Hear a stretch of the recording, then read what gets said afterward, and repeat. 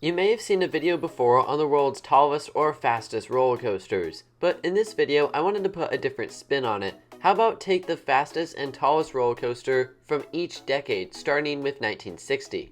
So let's go there now, or more specifically, 1964. That's the year Montaña Rusa opened in Mexico, a coaster that stood 110 feet tall. From what I could find, this is also the fastest roller coaster added in a decade, reaching a top speed of nearly 53 miles an hour. This roller coaster was a pretty big creation by National Amusement Devices Company.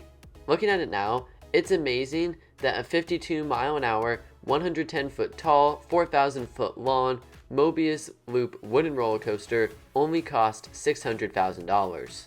After the accident on Chimera, this park has been standing but not operating since 2019, and the roller coaster Montaña Rusa has since been removed.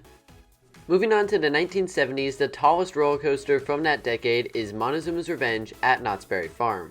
This coaster's top height is 148 feet, though it is worth noting that because it's a shuttle coaster, not everyone on the train reaches the same top height. That being said, this roller coaster is an absolute classic, and one that I'm glad I was able to experience before it went through its overhaul. It's been SB&O since February of 2022. This is a historic ride for a couple reasons, because this is also the last Schwarzkopf shuttle loop left in America. That's the tallest coaster, but the fastest coaster from the 70s opened in 1979, and it's the Beast at Kings Island. This wooden coaster is impressive in so many different ways. While it only stands 110 feet tall, the ride has 7,361 feet of track. It is ridiculous, and that's not even mentioning the fact that this coaster was built in-house. This would be an impressive coaster by today's standards, but keeping all of those previous factors in mind, it is even more mind-blowing that this coaster opened in the 70s. Charles Dant outdid himself here. Magnum XL 200 at Cedar Point was both the tallest and fastest roller coaster from the 80s. The ride originally opened in 1989, featuring a height of 205 feet and a speed of 72 miles an hour, this aerodynamics hypercoaster being a very important attraction. This roller coaster forever changed the landscape of Cedar Point and the roller coaster industry as a whole. This was the world's first hypercoaster, and of course, Cedar Point had to do it. They really love to break their records there. As for Magnum, it's still an impressive ride to this day. It features 5,000 feet of track, and some people say that the finale is one of the best of any coaster in the world. It's a really interesting attraction to see reviews on actually, because some people say it's one of the best roller coasters at Cedar Point, while others think it's rough and jerky, and that factor makes it not enjoyable. Overall, whether you like it or not, you have to admit that this coaster is very important historically, and it was the tallest and fastest coaster from the 1980s.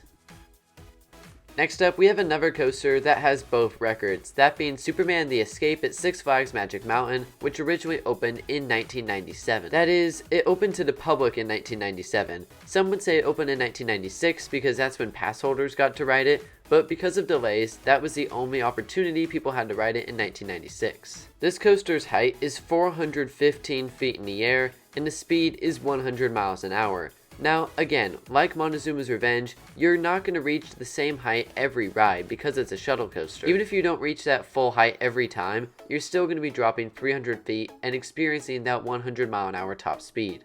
Even if it's a super simple roller coaster, it gets the job done, and it broke the records. We understand a natural force simply known as Millennium Force. Somewhere, racing along the edge of the time-space continuum in the universe as we know it. It's out there. Millennium Force.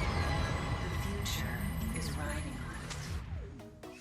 By the 2000s, roller coasters were starting to become bigger, and at that turn of the century, there was a roller coaster war where different companies were trying to break the height and speed record everywhere they could. In the 2000s, the height and speed record changed hands multiple times, but once Kingda Ka Six Flags Great Adventure opened, it changed hands no longer. This roller coaster opened in the 2000s as the world's tallest and fastest roller coaster. Its height, 456 feet. Its speed, 128 miles an hour. Yeah, this thing is big.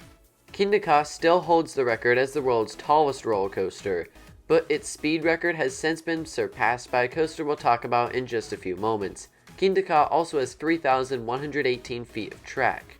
It's crazy to think that if you look at almost any hypercoaster, Kingda Ka is double the height. That is ridiculous.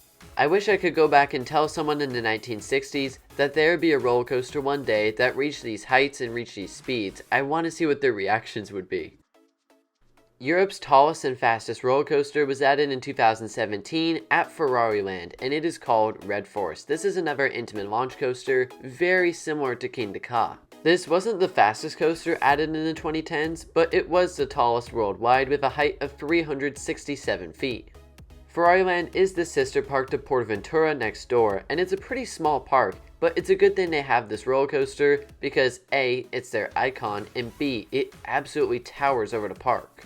Additionally, this coaster is interesting because it has a magnetic LSM launch instead of a hydraulic one, taking riders of speeds from 0 miles an hour to 111.9 miles an hour in 5.0 seconds. If you compare that to Kingda Ka, the acceleration on that goes as follows: 0 to 128 in 3.5 seconds. So clearly the hydraulic launch has more power to it. While we're on the topic of hydraulic launches, let's talk about Formula Rossa, the world's fastest roller coaster, originally opening in 2010 at Ferrari World Abu Dhabi. We've seen some insane roller coasters on this list, but this one is pretty bonkers. It has a hydraulic launch taking riders from 0 to 149 miles an hour in 4.9 seconds. So that's actually a pretty powerful launch considering the speeds.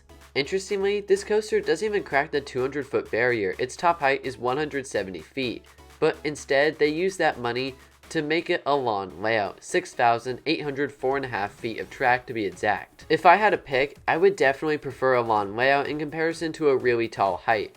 It does make it interesting though, because after that launch, I don't know if there's a true standout-ish moment, but I hope I can ride this one day because it looks like an insane experience. One thing we've learned from this list thus far is that Intamin is not scared to do anything. And we haven't seen a single coaster from B&M until the 2020s with Orion, which is the tallest and fastest coaster from this young decade. To be a little more specific, this coaster has a drop of 300 feet but a height of 287 feet. Because of the drop, I think it's a giga coaster, but that's up for debate. As for the speed, it's 91 miles an hour.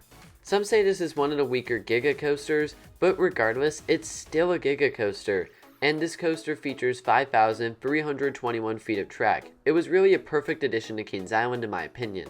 While on the subject of B&M Gigas, I do wonder how many more of them are going to be added in the future. We only have 3 of them right now in the world: Leviathan at Canada's Wonderland, Fury 325 at Carowinds, and then Orion at Kings Island. Unless the supposed Giga at Knott's comes back, I don't know if Cedar Fair is going to be adding another one. So then that raises the question, is anyone else going to? Because they are expensive.